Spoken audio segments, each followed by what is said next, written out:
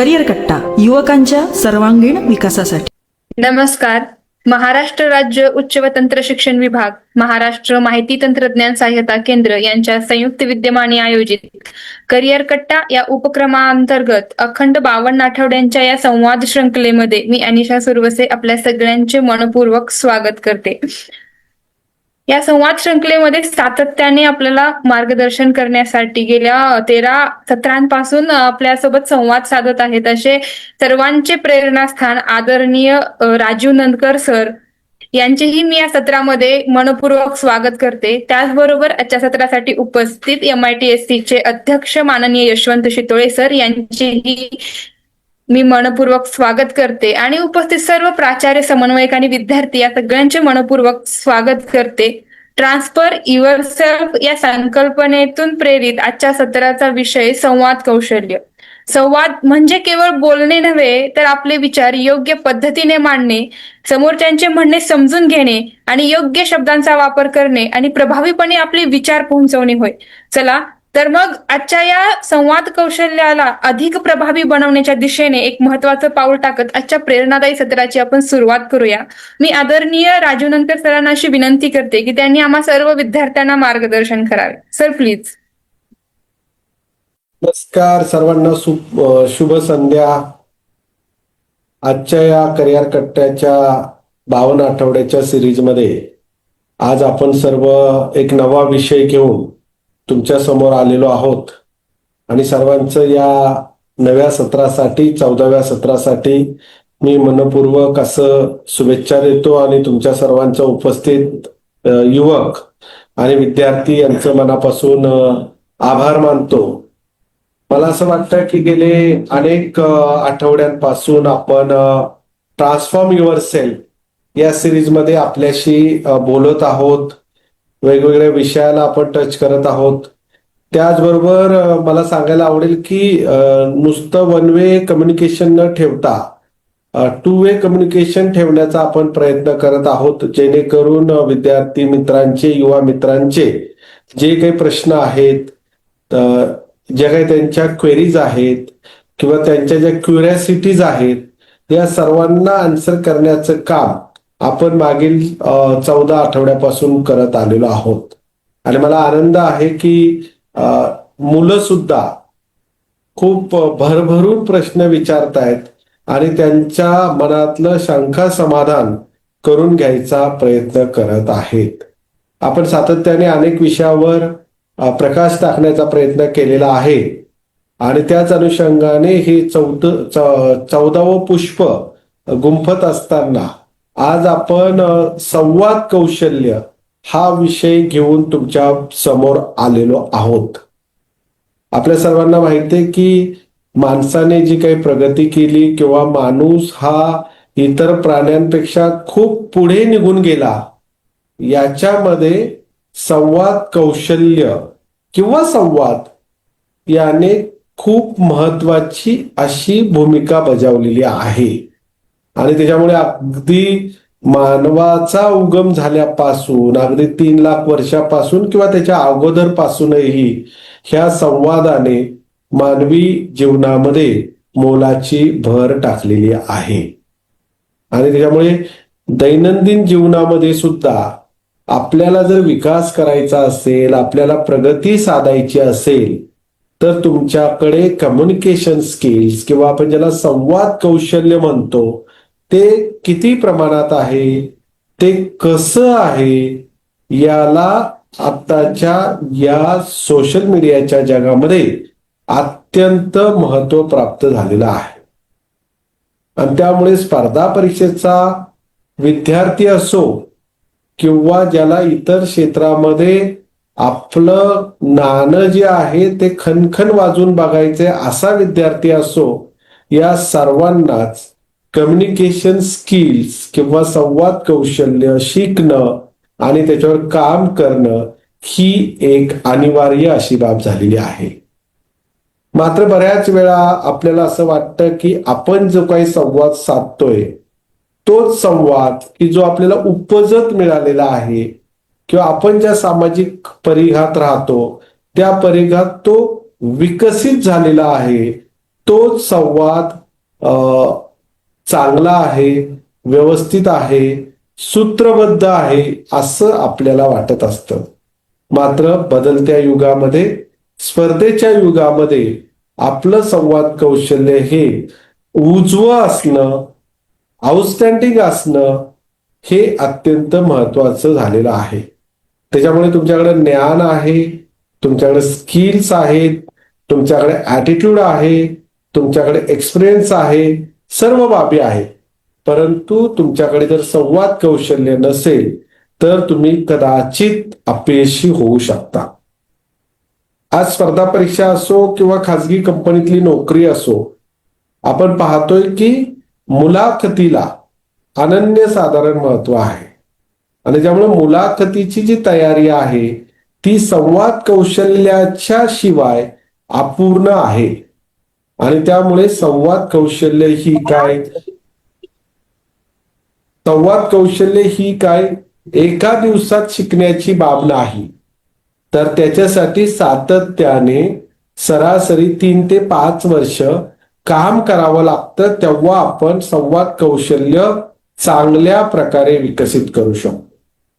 बऱ्याच वेळा मुलांना असं वाटतं की संवाद कौशल्य हे फक्त मुलाखतीसाठीच उपयोगी आहे.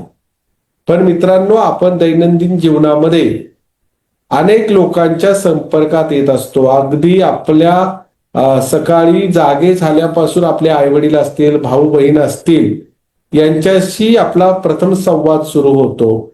त्याच्यानंतर आपण कॉलेजला गेल्यानंतर आपले मित्रमंडळी असतील, आपले टीचर्स असतील, आपले प्रिन्सिपल असतील, यांच्याशी आपला संवाद सुरू असतो.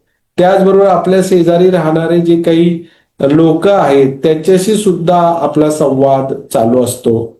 कॉलेजमध्ये भेटणारे मित्र असतील, त्याचबरोबर आपले आप्तेष्ट आणि नातेवाईक असतील, त्याचबरोबर आपण समाजात अनेक ठिकाणी जात असतो, वेगवेगळ्या इव्हेंटला जात असतो, कधी कधी बाजारात जात असतो, कधी कधी दुकानात जात असतो. अनेक ठिकाणी दिवसभरामध्ये आपला वावर अनेक ठिकाणी असतो.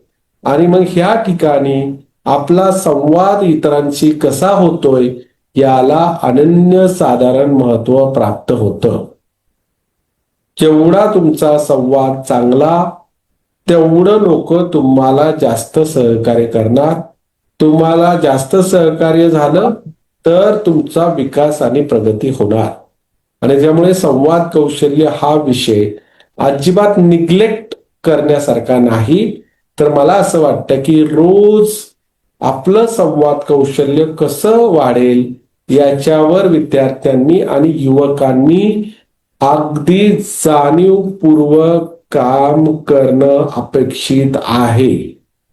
मी मागे सांगितलेलं आहे की यशस्वी होण्यासाठी, पुढे जाण्यासाठी आपल्याला कोणत्याही बाबीवर, अगदी मी मागे म्हटलं की नेचर असेल, तुमचे हॅबिट्स असतील, तुमचं एक्सपिरियन्सेस असतील, तुमचे स्किल्स असतील, तुमचे नॉलेज असेल, असंख्य बाबी आपण सांगितल्या तुम्हाला की कोणतीही बाबीवर तुम्ही इंटेन्शन ठेवून जाणीवपूर्वक त्याच्यावर काम करावं लागतं.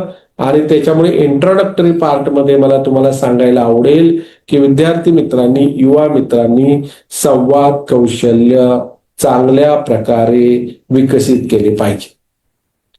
आता संवाद म्हणजे काय असं ज्यावेळेस आपण बघतो, पाहतो, तर मला असं वाटतं संवाद मध्ये हा 2 व्यक्तीमधील माहिती, भावना आणि विचार याचे आदान प्रदान होय.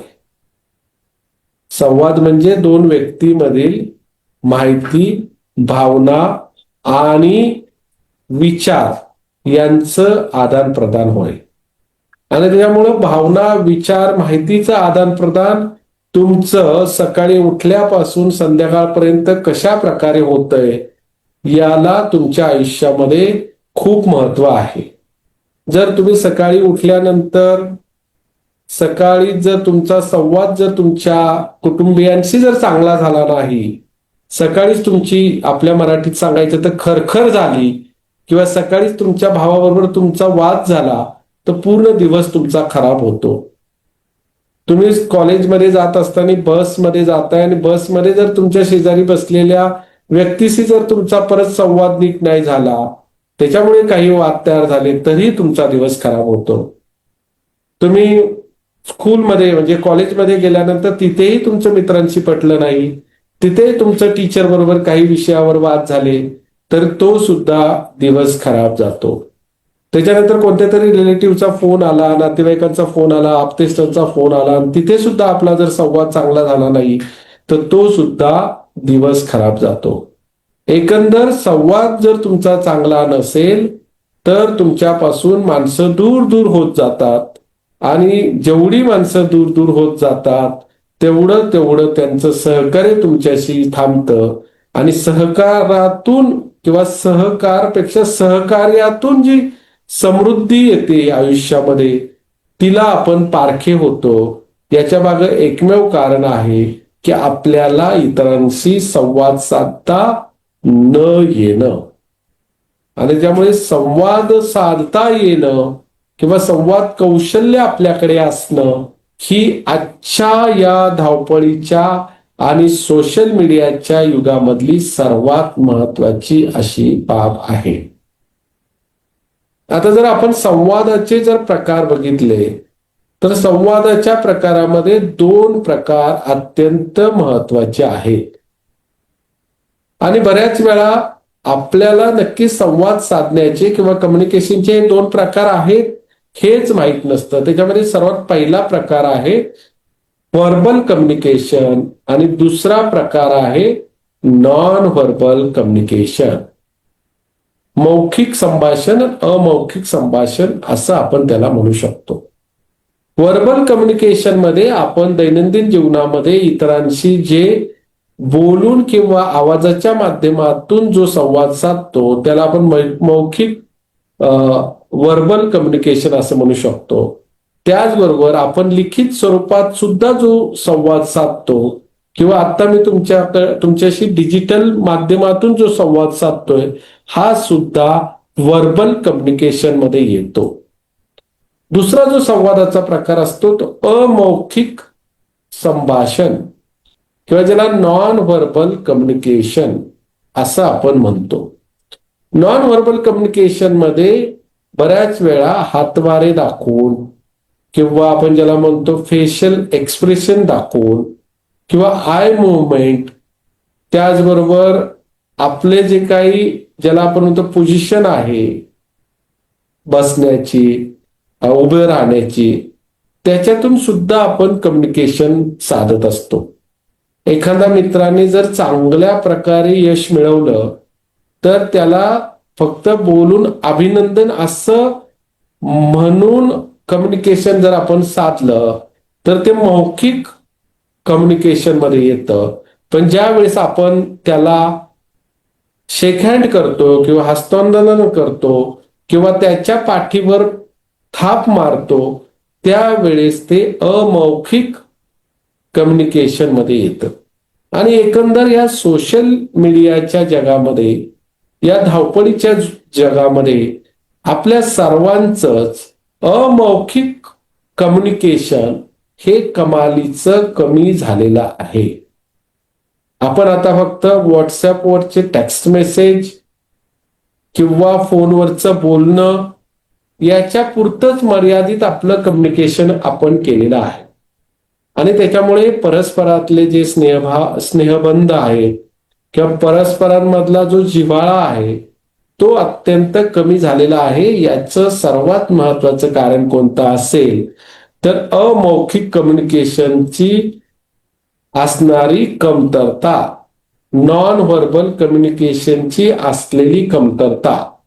आणि त्यामुळे पर्सनल रिलेशन मध्ये आपण अमौखिक कम्युनिकेशनचा वापर जास्त करायला हवा, आणि इंटरपर्सनल रिलेशन मध्ये अमौखिक कम्युनिकेशनचा वापर थोडासा कमी केला तरी चालू शकतो.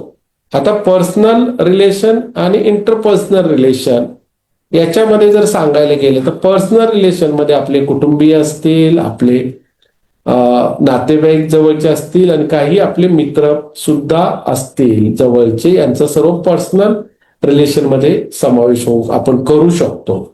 आणि इंटरपर्सनल रिलेशन मध्ये तुमचे टीचर्स असतील, तुमचे थोडेसे दूरचे मित्र असतील, तुमचे शेजारचे लोक शेजारी असतील किंवा तुम्ही जर कामाच्या ठिकाणी काम करत असाल तर तिथले तुमचे सहकारी असतील, हे सर्व इंटरपर्सनल रिलेशन मध्ये येतात. त्याच्यामुळे इंटरपर्सनल रिलेशन मध्ये अमौखिक संवाद असायला हवा, पण त्याला तेवढं मान्यता नाही. परंतु पर्सनल रिलेशन मध्ये आपण अमौखिक संभाषण किंवा नॉन व्हर्बल कम्युनिकेशन वाढवलं पाहिजे, असं माझं मत आहे. आणि त्यामुळे विद्यार्थी मित्रांनी इथून पुढे अमौखिक नॉन व्हर्बल कम्युनिकेशन वाढवलं पाहिजे, कारण नॉन व्हर्बल कम्युनिकेशन हे जास्त चांगल्या पद्धतीने मनापर्यंत पोहोचतं, हे सर्वांनी लक्षात घेतलं पाहिजे.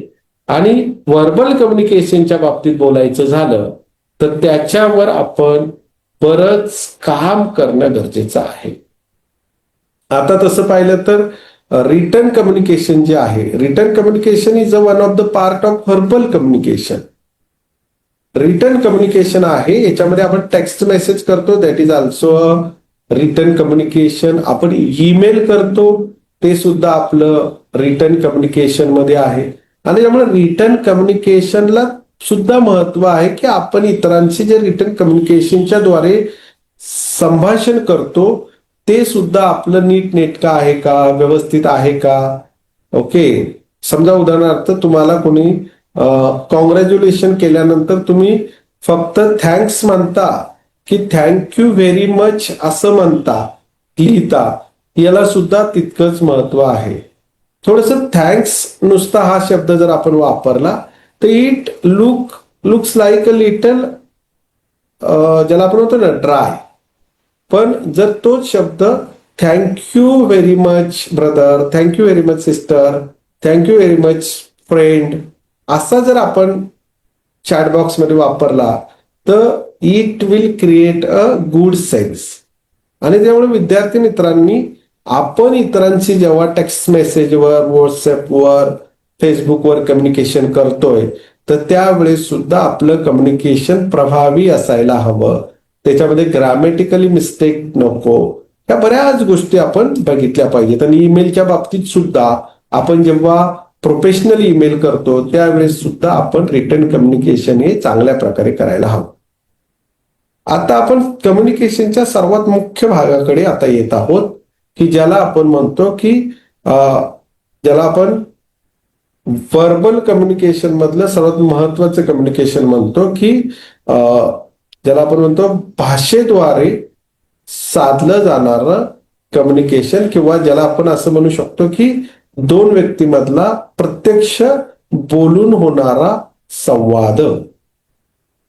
कारण मला असं वाटतं की 80% पार्ट किंवा 90% पार्ट आपण जो दिवसभर कम्युनिकेशन जे करतो ते आपलं ओरल कम्युनिकेशन असतं. आणि त्यामुळे ओरल कम्युनिकेशन मध्ये आपल्याला भरपूर काम करायला स्कोप आहे. आणि जर आपलं ओरल कम्युनिकेशन जर चांगलं ठेवायचं असेल तर त्यासाठी काय करायला हवं याच्यावर आता आपण प्रकाश टाकणार आहोत. ओरल कम्युनिकेशन आपण चांगलं करावं याच्यासाठी 10 बाबी मी तुम्हाला सांगणार आहे. सर्वात पहिली बाब आहे की टोन. तुमच्या आवाजाचा टोन कसा आहे, तो खूप स्मॉल असेल. मुलींमध्ये हे प्रकर्षाने आढळतं की मुली खूप हळू बोलतात आणि मग हळू बोलल्यानंतर त्यांचा जो काही मेसेज त्यांना डिलिव्हर करायचा आहे तो प्रॉपर होत नाही. आणि त्याच्यामुळे संवाद कौशल्य वाढत असताना आपलं जे ओरल कम्युनिकेशन आहे त्यातला टोन जो आहे तो व्यवस्थित आपला असला पाहिजे. आवाजाचा ज्याला टोन आपण मोस्टली डेसिबल मध्ये मोजतो, तर साधारण चांगल्या डेसिबल मध्ये तो आवाजाचा टोन असला पाहिजे, जेणेकरून पुढच्याला जो आपण त्या आवाजाच्या माध्यमातून जो काही संवाद साधणार आहे किंवा संदेश देणार आहे तो त्याच्यापर्यंत पोहोचेल.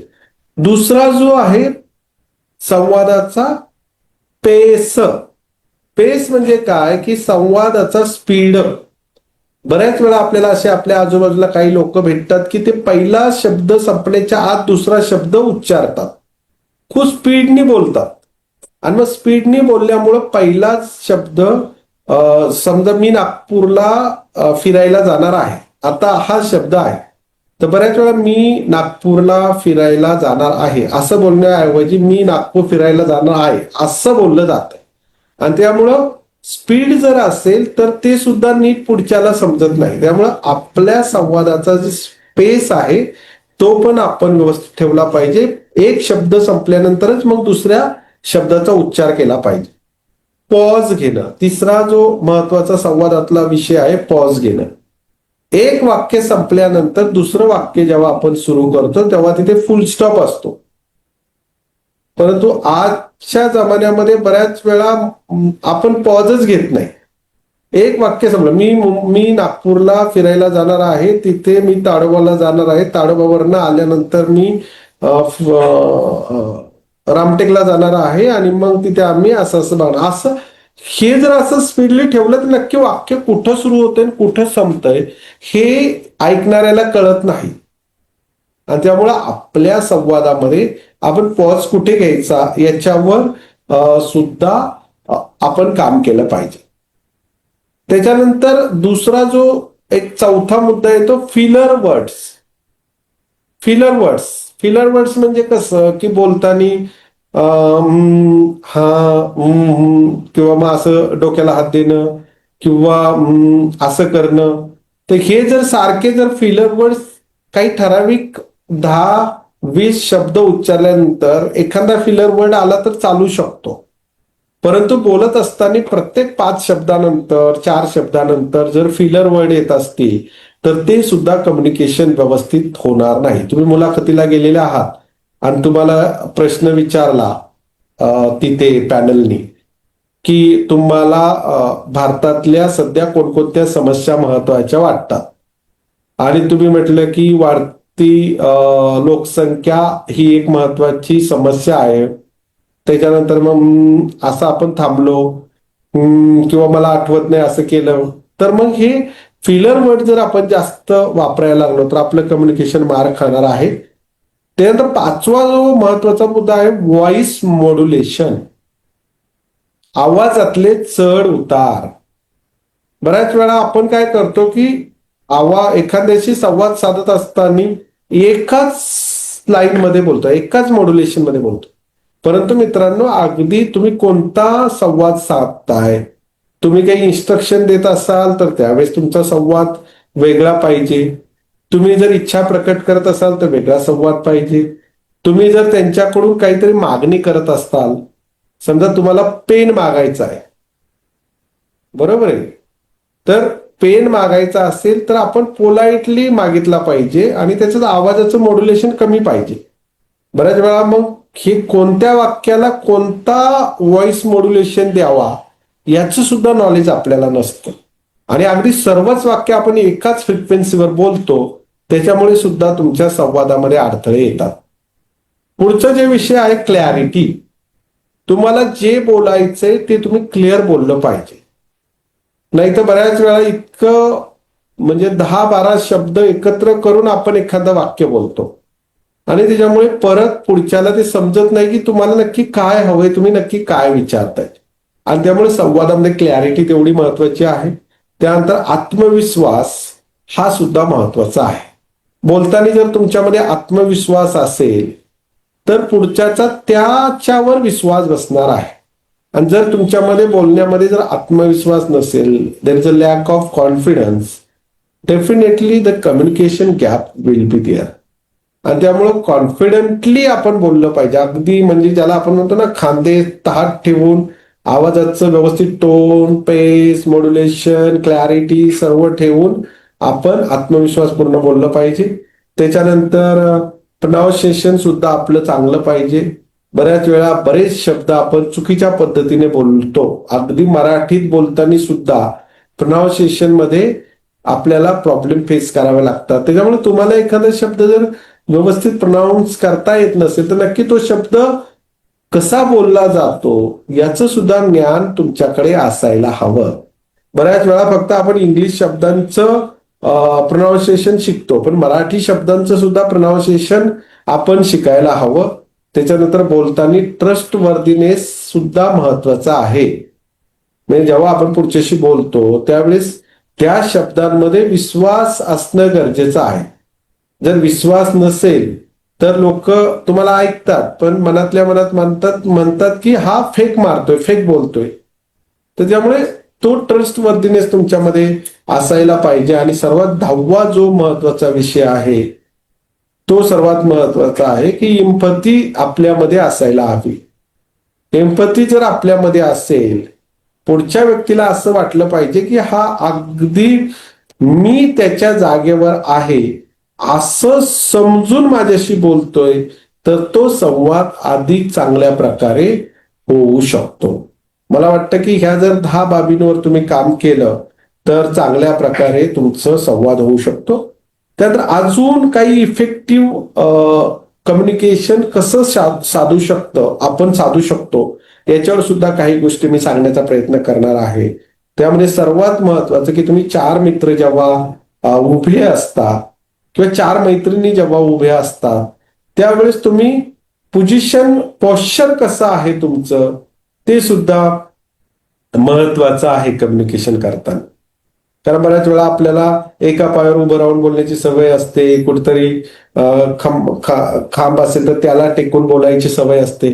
तर कम्युनिकेशन इफेक्टिव्ह करण्यासाठी तुमची शरीराची पोझिशन सुद्धा व्यवस्थित पाहिजे.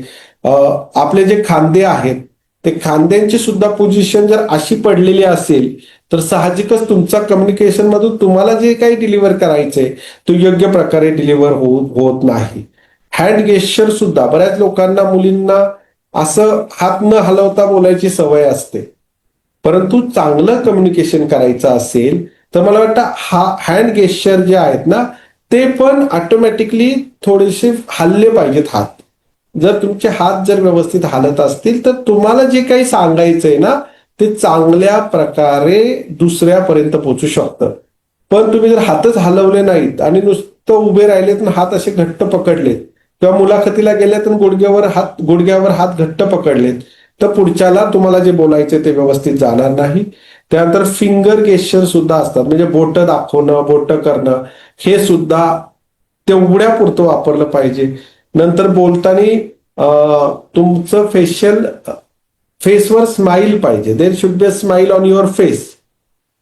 जर ते स्माईल असेल तर पुढची लोक तुम्हाला चांगल्या प्रकारे ऐकतात. आय कॉन्टॅक्ट सुद्धा महत्वाचं आहे. जेव्हा तुम्ही समोरच्याशी बोलताय त्यावेळेस तुम्ही त्याच्या डोळ्यात डोळे घालून बोललं पाहिजे, नाहीतर तो तुमच्याशी बोलतोय, तुम्हीकडे दुसऱ्याकडे पाहून बोलतायत तर त्याच्यामध्ये मुळे सुद्धा संवादामध्ये अडथळे येतात. आणि संवादात अडथळे आले तर मी अगोदरच तुम्हाला सांगितलेलं आहे की संवादात अडथळे आले तर तुमचा मेसेज समोरच्यापर्यंत व्यवस्थित पास होणार नाही.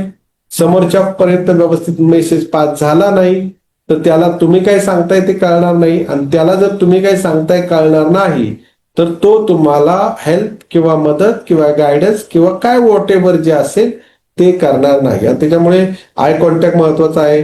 प्रॉक्झिमिटी सुद्धा तेवढीच महत्वाची आहे की तुम्ही दुसऱ्याशी बोलताना किती जवळून बोलता.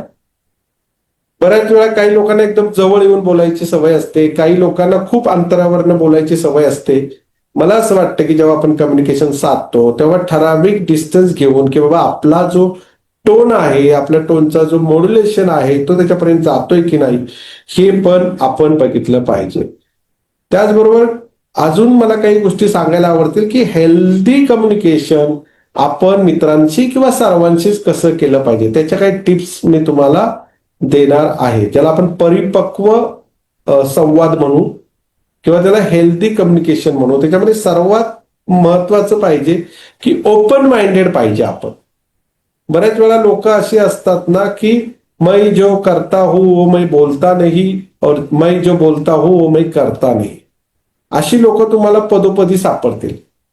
मग असं जर तुम्ही सातत्याने जर करत असाल ना तर लोक तुमच्या संवादाला गृहीत धरत नाहीत. लांडगा आला रे आला गोष्ट तुम्हाला माहित असेल ना, की ज्याच्यामध्ये तो मुलगा जेव्हा लांडगा आलेला नसतो त्यावेळेस म्हणतो की लांडगा आला, लोक पळत येतात, बघतात तर लांडगा आलेलाच नसतो.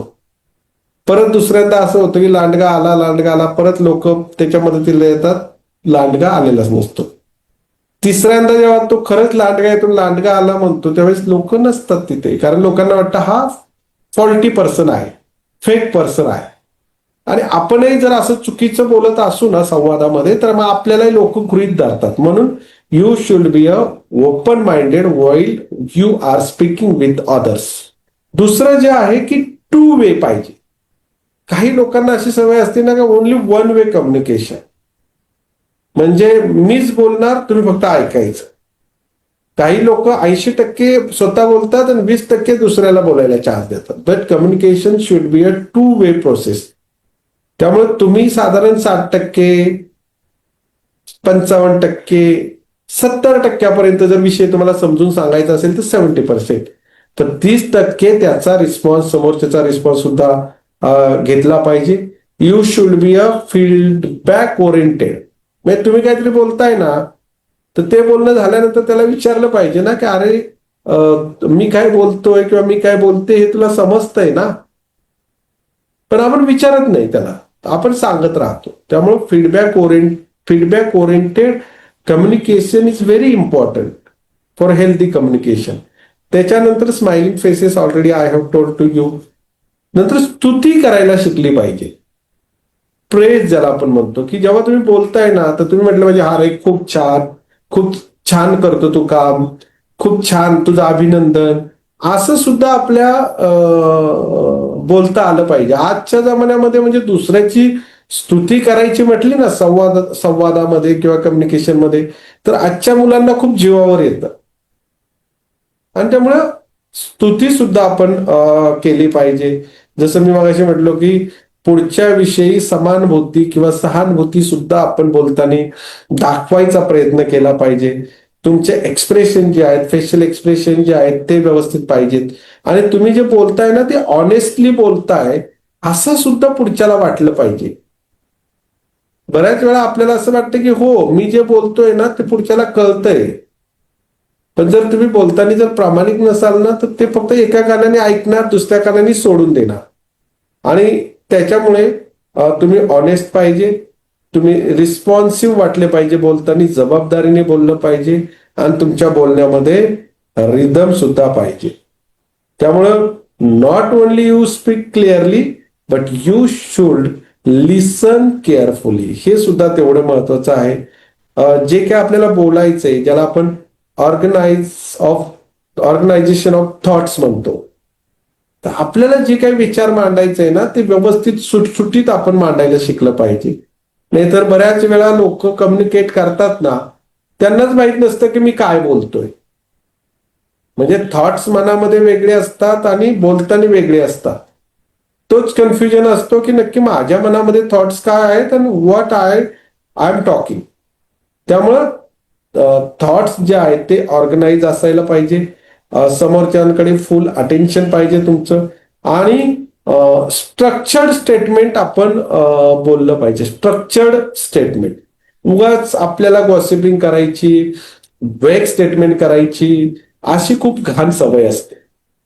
आणि मग वेग स्टेटमेंट आपण करायला लागलो, गॉसिपिंग करायला लागलो, तर मला असं वाटतं की बऱ्याच गोष्टींमध्ये आपण मागे पडणार आहोत. आणि मग तुमची बाहेर लोक बेइज्जती करायला सुरुवात करतात. आणि त्यामुळं लूज स्टेटमेंट, गॉसिपिंग ह्या गोष्टी आपण सर्वांनी संवादामध्ये टाळल्या पाहिजेत. आणि जेवढं तुम्हाला डीपली कनेक्ट होता येईल, जेवढं तुम्हाला डीपली कनेक्ट होता येईल तेवढं डीपली कनेक्ट आपण इतरांशी झालं पाहिजे. जेवढा आपण डीप कनेक्ट होणार तेवढा आपला संवाद चांगला होणार. मला वाटतं की संवाद हीच यशाची, प्रगतीची आणि विकासाची जननी आहे. आणि त्यामुळे मला खात्री आहे की आमचे सर्व युवा मित्र संवाद कौशल्य माझं कसं आहे आणि कसं असायला हवं याच्यावर काम करायला सुरुवात करतील. आणि मला वाटतं जर खरंच काम करायला सुरुवात केलं तर तुमचा संवाद हा परिपूर्ण असा संवाद होईल. आणि तुमचा संवाद जर परिपूर्ण झाला तर मग तुम्ही स्पर्धा परीक्षेच्या मुलाखतीला सुद्धा आत्मविश्वासाने सामोरं जाल. खाजगी कंपनीतल्या मुलाखतीला सुद्धा चांगल्या रीतीने सामोरं जाल. तुम्हाला काही प्रायव्हेट निगोशिएशन करायचंय, एखादा व्यवसाय करायचा आहे, तर तिथं अनेक स्टेक होल्डर्स असतात. त्याच्या स्टेक होल्डर्सला सुद्धा तुम्ही ज्यावेळेस कम्युनिकेशन साधाल त्यावेळेस सुद्धा तुमच्या यशाचा आलेख उंचावत जाणार आहे. त्याच्यामुळे संवाद ही काय रुटीन बाब नाही. लक्षात घ्या. बऱ्याच मुलांना वाटतं ना संवाद म्हणजे एक रुटीन बाब आहे, काळाच्या ओघात आपली ती होऊन जाईल. मात्र मित्रांनो तसं नाही. संवाद कौशल्य वाढवण्यासाठी आपण सर्वांनी जाणीवपूर्वक प्रयत्न करणं गरजेचं आहे. धन्यवाद. बोला. विद्यार्थ्यांना माझी विनंती आहे की आपण आपले काही प्रश्न असतील तर विचारावेत. सर, विद्यार्थी प्रश्न विचारत आहेत तोपर्यंत आपण चॅट बॉक्स मधले प्रश्न घेऊया. मनीषा या विद्यार्थिनीचा प्रश्न आहे, सर, आपल्या विचारांचा समोरच्या व्यक्तीवर चांगला प्रभाव पाडण्यासाठी कोणत्या गोष्टी महत्वाच्या आहेत? मगाशी मी सांगितलं की विचारांचा प्रभाव पाडण्यासाठी कोणत्या गोष्टी महत्वाच्या आहेत. तर विचार जे आहेत ना ते आपले ऑर्गनाइज्ड पाहिजे. म्हणजे बऱ्याच वेळा माझ्या डोक्यात काय विचार आहेत तेच आपले व्यक्त झाले पाहिजे. बऱ्याच वेळा लोक ड्युअल पर्सनॅलिटीने समाजामध्ये वावरत असतात.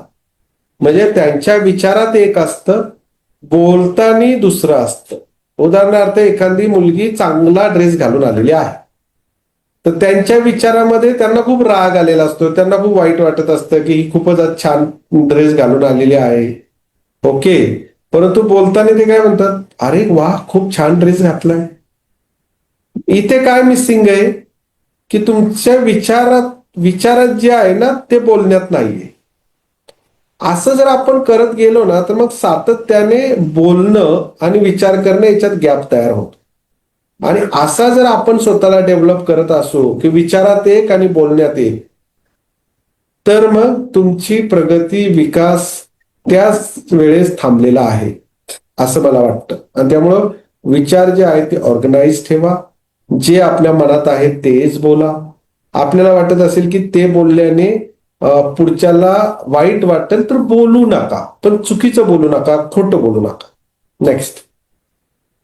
पुढे सानिका या विद्यार्थिनीचा प्रश्न आहे, सर, संवाद कौशल्य विकसित करता येतं का ते अनुभवातूनच विकसित होतं?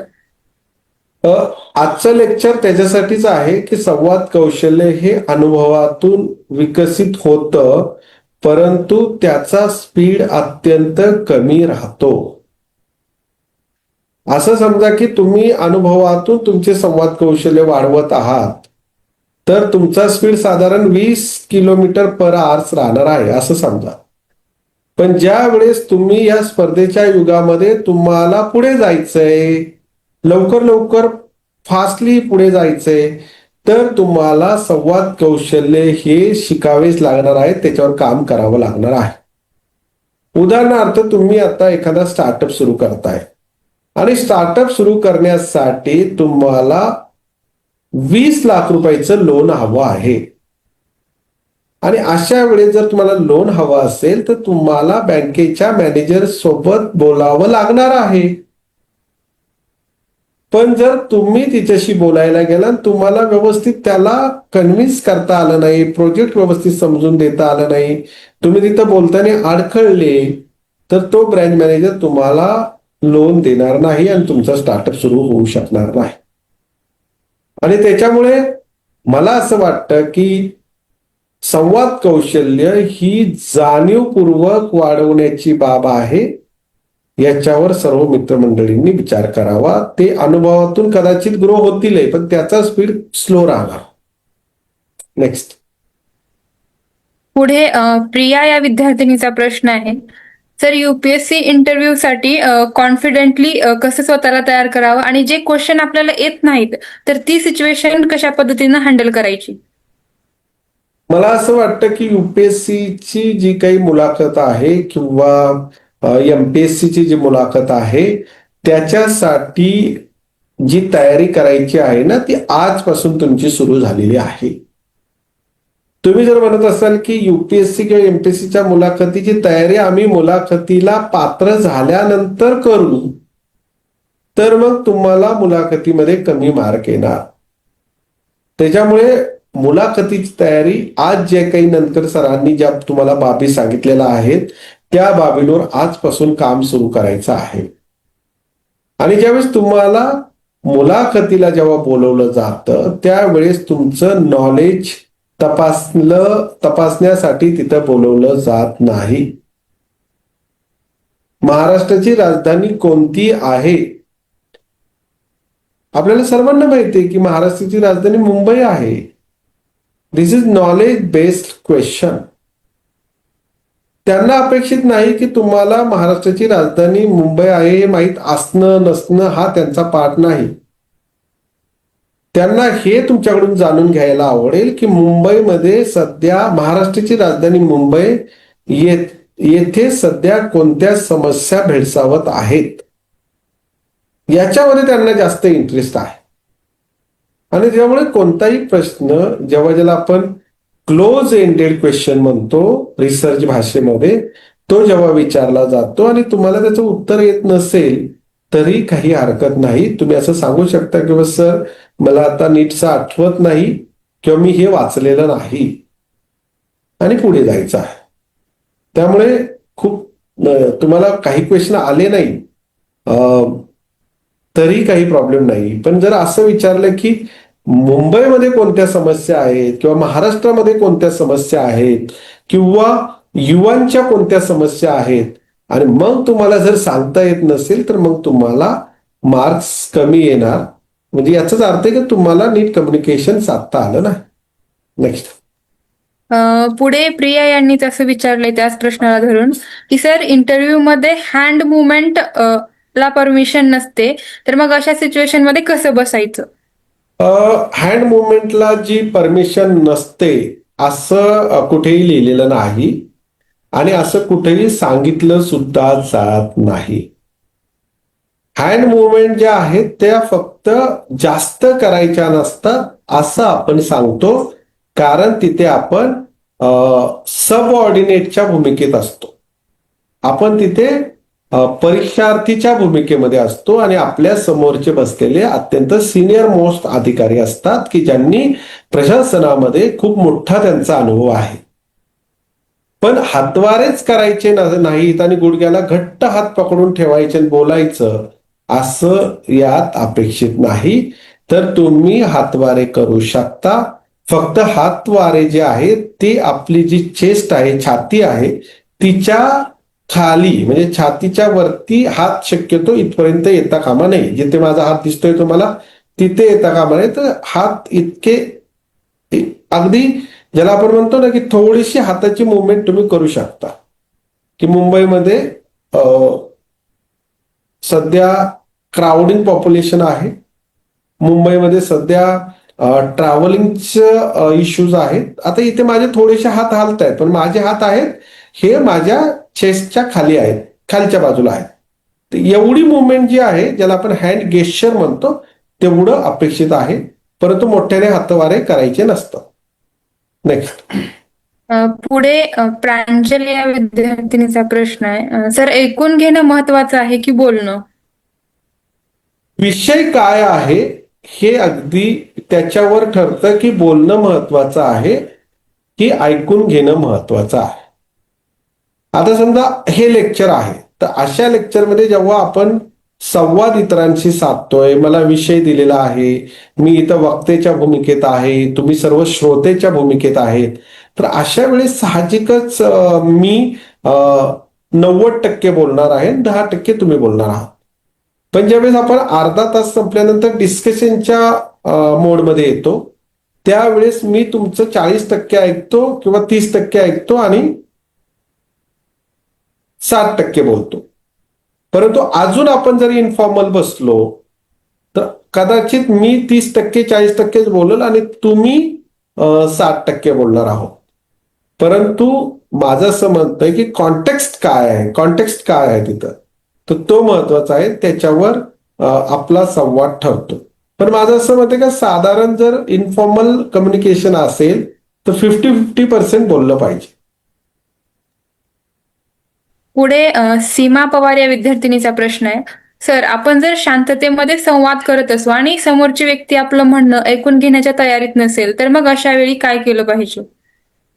शांततेत संवाद हा जो शब्द आहे ना, शांततेत म्हणजे कसा, हा एक प्रश्न आहे की शांततेत म्हणजे कसा, की टोन आहे, स्पेस आहे, पॉज आहे, ह्या ज्या मी गोष्टी सांगितल्या, अ, त्याचा जास्त वापर करून आपण शांततेत जर संवाद साधतोय आणि पुढचा ऐकत नाही, तर आपण त्याला त्याच्या नशिबावर सोडून दिलं पाहिजे. त्याला आपण जे सांगतोय त्याला जर ते पटत नसेल, तर त्याला सांगितलं पाहिजे की मी ह्या 4 गोष्टी तुला सांगितलेल्या आहेत, ह्या तुला मान्य असतील तर तू कर, आणि नाही केल्या तरीही माझी हरकत नाही, मला काही अडचण नाही. पण उगाच तो ऐकत नाही म्हणून तुमचा टोन, पेस, मॉड्युलेशन वाढवण्याची काही गरज नाही. आपल्याला जो मेसेज द्यायचा आहे तो क्लिअरली त्याला देणं, यालाच संवाद कौशल्य म्हणतात. मग तुम्ही हळू बोला किंवा मोठ्याने बोला. पुढे Yes. अनुषा मिश्रा या विद्यार्थिनीचा प्रश्न आहे, सर, एक उत्तम वक्ता होण्यासाठी काय महत्वाचं आहे? म्हणजे कोणत्या विषयावर भर दिला पाहिजे आणि कोणती कौशल्य व गुण आत्मसात केली पाहिजे? सर्वात महत्वाचं म्हणजे उत्तम वक्ता होण्यासाठी तुमच्याकडे नॉलेज पाहिजे. तुमच्याकडे जर नॉलेज नसेल तर तुम्ही उत्तम वक्ते होऊ शकत नाही. मग नॉलेज गेन करण्याच्या अनेक पद्धती आहेत. नॉलेज गेन करण्यासाठी वाचन आहे, नॉलेज गेन करण्यासाठी तुम्हाला व्हिडिओ वॉचिंग आहे, नॉलेज गेन करण्यासाठी तुम्हाला ऑडिओ किंवा ऐकणं आहे, नॉलेज गेन करण्यासाठी तुम्हाला चर्चा आहे. अशा बऱ्याच गोष्टी आहेत की ज्याच्यातून आपण नॉलेज गेन करतो. आणि मग एकदा नॉलेजवर जर तुमची कमांड असेल तर तुम्ही चांगले वक्ते होऊ शकता. आणि जर नॉलेजवर कमांड नसेल तर तुम्ही वक्ते चांगले होऊ शकत नाही. आणि त्याच्यासाठी तुम्ही वाचलं पाहिजे, तुम्ही ऐकलं पाहिजे, तुम्ही बोललं पाहिजे, तुम्ही चर्चा केली पाहिजे, तुम्ही संवाद साधला पाहिजे, मग तुमचं नॉलेज गेन होईल. त्यानंतर मग डिलिव्हरी जो आहे, डिलिव्हरीचा पार्ट येतो. This is gaining part and then second part is delivery part. मग डिलिव्हरी पार्ट मध्ये मग मी ज्या अगोदरच्या गोष्टी सांगितल्या की तुमचा body posture, hand gesture, smiling face, eye contact, okay, ह्या गोष्टी महत्वाच्या ठरतात. ड्रेस सेन्स तुमचा, तुमची केसांची रचना, त्यानंतर तुमची उभं राहायची स्टाईल, आणि त्याच्यानंतर मी अनेक ज्या छोट्या गोष्टी सांगितल्या, टोन आहे आवाजाचा, पेस आहे, पॉज आहे, मॉड्युलेशन आहे, क्लॅरिटी आहे, त्या सर्वांवर काम करावं लागतं. मग तुम्ही चांगले वक्ते होऊ शकता. बोला पुढे. पुढे ऋतुजा सुतार या विद्यार्थिनीचा प्रश्न आहे, सर, तुमच्या इंटरव्ह्यू मधील असा कोणता अनुभव आहे जो अजूनपर्यंत तुमच्या लक्षामध्ये आहे आणि तो तुमच्यासाठी खूप महत्वाचा ठरला आहे? तुमचा असा एखादा अनुभव ऐकायला आम्हाला भेटला तर अशी विनंती केली आहे त्यांनी. मी 2003च्या मुख्य परीक्षेच्या मुलाखत, म्हणजे 2003च्या स्पर्धा परीक्षा राज्यसेवेच्या मुलाखतीला होतो. मी जेव्हा मुलाखतीला गेलो त्या दिवशी मी सकाळी न्यूजपेपर वाचले नाही. वास्तविक तुम्ही मुलाखतीला येताय ना, तर तुम्ही थोडस न्यूजपेपरच्या हेडलाईन वगैरे वाचल्या पाहिजे. मी मुलाखतीला गेलो. मुलाखतीला गेल्यानंतर जे पॅनलिस्ट होते त्यांनी मला पहिलाच प्रश्न विचारला की आज पेपर वाचला का? मी म्हटलं हो, पण मी पेपर वाचलाच नव्हता. हो म्हटल्यानंतर त्याने विचारलं की आजच्या 5 हेडलाईन सांगा. मला एकही हेडलाईन सांगता आली नाही कारण मी पेपरच वाचला नव्हता. याच्यात एक गोष्ट घडली, म्हणजे मी केअरलेस राहिलो. सगळे पेपर वाचणं अपेक्षित होतं. अनेक वेळा मला आमच्या सिनियरनी सांगितलं होतं. दुसरं, त्यांनी पेपर वाचला की मी हो म्हटलो कारण मला अपेक्षित नव्हतं का ते पुढे असं प्रश्न विचारतील. आणि त्याच्यामुळे 100 पैकी 43 मार्क मला पहिल्या मुलाखतीला आले. कारण पुढे मग माझा कॉन्फिडन्स डाऊन होत गेला आणि मला उत्तरं पण देता आली नाहीत. माझी तयारी पण तेवढी चांगली नव्हती. पण ज्यावेळेस मी दुसऱ्या मुलाखतीला गेलो त्यावेळेस मी बराच 1-1.5 वर्षाचा कालावधी त्याच्यात गेला होता आणि नॉलेज गेनिंग चांगलं झालं होतं, कॉन्फिडन्स गेनिंग झालं होतं. आणि मग त्यांनी जेवढे प्रश्न उत्तर विचारले त्यातले काही उत्तरं मला देता आली नाही. पण मुलाखत आपल्याला डायव्हर्ट करायला जमली पाहिजे. एका प्रश्नातून दुसरा प्रश्न तयार होत असतो आणि मला आठवतं की त्यांनी शेवटचा प्रश्न मला विचारला होता SLBC वर, स्टेट लेवल बँकर कमिटी, आणि त्यानंतर डिस्ट्रिक्ट लेवल बँकर कमिटी. आणि मग मी त्यांना सांगितलं की डिस्ट्रिक्ट लेवल बँकर कमिटी ही जिल्हा स्तरावर असते, जिल्हाधिकारी त्याचे अध्यक्ष असतात आणि लीड बँक मॅनेजर हा त्याचा कन्व्हेनर किंवा सेक्रेटरी असतो. आणि मग मला वाटतं 64 मार्क आले. तर मला वाटतं असे हे दोन, वन इज निगेटिव्ह साईड आणि वन इज पॉझिटिव्ह साईड मी तुम्हाला सांगितली. नेक्स्ट. पुढे भक्ती या विद्यार्थिनीचा प्रश्न आहे, प्रभावी संवाद करण्यासाठी शब्दशैली कशी असावी? प्रभावी संवाद साधण्यासाठी मी मगाशी सांगितलं का तुमचा टोन आहे, पॉज आहे, 2 शब्दांमधला उच्चार आहे, 2 वाक्यांमधला उच्चार आहे. आजच्या मुलांना हेच माहित नाही की स्वल्पविराम आल्यावर किती थांबायचं असतं, पूर्ण विराम आल्यावर किती थांबायचं असतं, आणि उद्गार आल्यानंतर कुठं थांबायचं असतं, काहीच माहित नाही. त्यामुळे कोणतं वाक्य मराठीतलं कधी सुरू होतं आणि कोणतं वाक्य मराठीतलं कधी संपतं, तर याची थोडीशी प्रॅक्टिस केली पाहिजे. आणि आपणच आपला आवाज रेकॉर्डिंग करून मग तो व्हिडिओ असेल, ऑडिओ असेल, त्याचं विश्लेषण आपण करायला शिकलं पाहिजे. की बघा माझे उच्चार व्यवस्थित होतात का, वर्ड्सचे माझे सेंटेन्स व्यवस्थित पूर्ण झाल्यानंतर मी पॉज घेतोय का, माझा टोन व्यवस्थित आहे का. मला वाटतं आज जे काही मुलं असतील इथे या लेक्चरसाठी, त्यांनी आज हे एक्सरसाइज काहीतरी टॉपिक घेऊन त्याच्यावर बोलून आपल्या आवाजामधले काही फॉल्ट आहेत का ते शोधण्याचा प्रयत्न करायला हवा. नेक्स्ट. पुढे प्रिया या विद्यार्थिनीनं विचारलेलं आहे, how to divert question in interview if it is not going well? Okay, अगदी बरोबर आहे. चांगला प्रश्न विचारला की आपल्याला जर वाटतंय की interview is not going well आणि you have to divert the panelist, तर त्याच्यामध्ये सर्वात चांगली गोष्ट अशी आहे की आपण जे बोलतोय त्याच्यावर पुढचे प्रश्न काय येऊ शकतील तेवढंच बोललं पाहिजे. उदाहरणार्थ तुम्हाला विचारलं की तुम्हाला वाचनाची आवड आहे का. ठीक आहे, तुम्ही म्हटले हो मला आवड आहे. मग त्यांनी विचारलं की कोणती पुस्तकं वाचलेली आहेत, तर तुम्हाला जी पुस्तकं वाचलेली आहेत ना ती 2च पुस्तकं तुम्हाला सांगायची आहेत. की वि स खांडेकर यांची ही कादंबरी वाचलेली आहे आणि लक्ष्मीकांत देशमुख यांची ही कादंबरी वाचलेली आहे. की ज्याच्याबद्दल आपल्याला पूर्ण माहिती तेवढंच बोलायचं.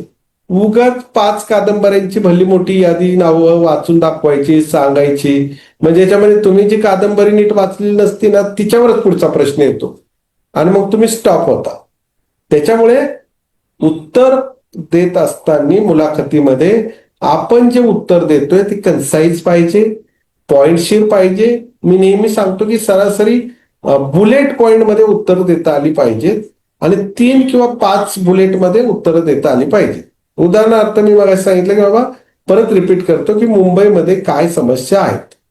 तर जसं मी सांगितलं की क्राऊडेड पॉप्युलेशन आहे सर, त्याच्यानंतर ट्रान्सपोर्टेशनचे इश्यू आहेत, झोपडपट्टीमध्ये मोठ्या प्रमाणावर वाढ होत आहे, अस्वच्छतेमध्ये वाढ झालेली आहे आणि गुन्हेगारी वाढलेली आहे. That's all. याला म्हणजे बुलेट पॉइंट. 5 सांगितले, आपल्याला माहिती ते सांगितले. मग ते म्हणतील गुन्हेगारी वाढलेली आहे, तर मग गुन्हेगारीमध्ये महाराष्ट्रामधलं सर्वात अग्रेसर शहर कोणतं आहे. तर जेव्हा आपण 5 पॉइंट सांगतो तर आपल्याला त्याच्यावरनं दुसरा प्रश्न तयार होऊ शकतो. याची कुठेतरी बॅक एंडला, बॅक माइंडला तुम्हाला जाणीव पाहिजे. त्यामुळे जे तुम्हाला पुढे विचारलं जाऊ शकतं ते विचारात घेऊनच उत्तरं द्यायची. नेक्स्ट.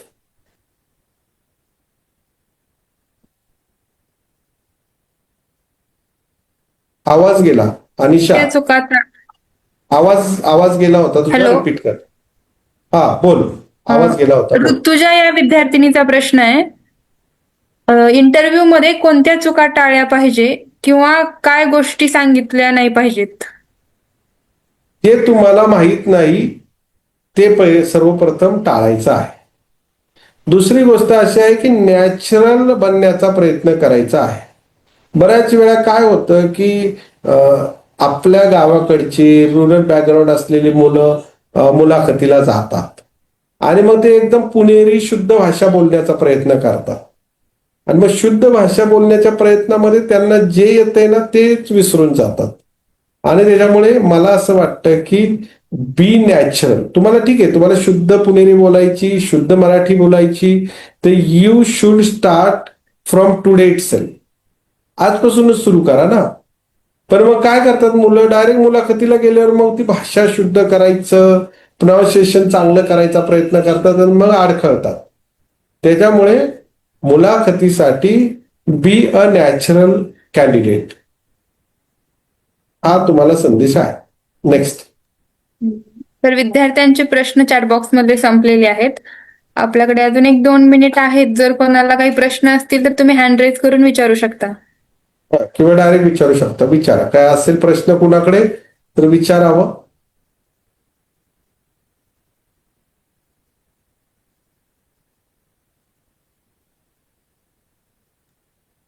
ठीक आहे, मग मी 1 मिनिटात समारोप करतो आणि मग अनिशा बोलेल.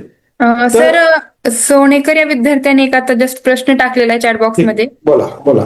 सर, करंट अफेयर्स को प्रिपेयर करते वक्त बहुत सारे इन्फॉर्मेशन मिलती है, कैसे आइडेंटिफाई करने की यूपीएससी